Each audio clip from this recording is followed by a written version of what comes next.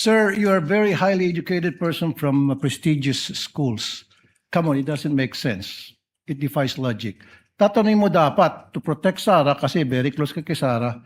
Teka muna, anong klaseng mga medisina ang binili? Nasaan yung reseta? Kasi mali mo, baka namin hindi binili ng medisina, baka binili ng drugs, whatever, baka may nagbulsa ng pera. Dapat, yun kasi yung kailangan ng, COA, di ba? Resibo. At the time po, sir, when I consulted with the security officer, sir, I was not able to ask anymore on Why the not? details, sir. It's part of your job. In fact, pumirma ka doon sa pag-reply mo sa AOM. I asked, sir, So kung ano pumirma yung ka process. nakapikit. Yes, sir. No, sir, hindi naman po na nakapikit, sir, because nagtanong naman po ako sa security officer namin, sir, on how it was released or implemented on the ground.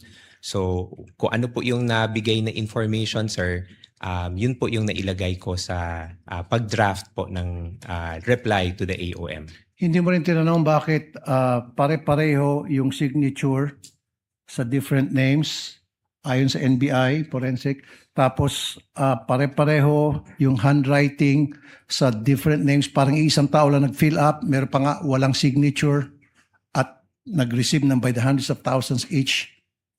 Sir, You didn't ask, bakit mo tinanong, hindi mo tinanong, bakit pusa, bakit ito si Pagong, pinagtatawanan tayo ng tao, etc. Why? Did you not ask? Sir, at the time, sir, hindi ko po nakita yung mga acknowledgement receipts, sir. I was only made aware of the acknowledgement receipt, sir, when it was already shown during the HOR na mga hearings, sir. Hindi kasi pag nagtanong ng attachment, then di ba sabi mo you ask questions point by point, you investigate, then kinuha mo sana yung mga dokumento and then pinakita sa iyo and then nagtanong ka point by point like you said. And then you are a very educated person, you should have asked a lot of questions to satisfy dun sa request ng COA. Sir, I Kasi did not- tulad yan, pusa, Pagong. Imposible hindi mo nakita yan. Tapos pare-pare yung pirma sa isang same handwritings para sa napakaraming pangalan at saka iisang pirma sa napakaraming pangalan according to the NBA forensic. You didn't ask? Sir, at the time po, sir, I did not see the acknowledgement receipts. Come on, po, sir.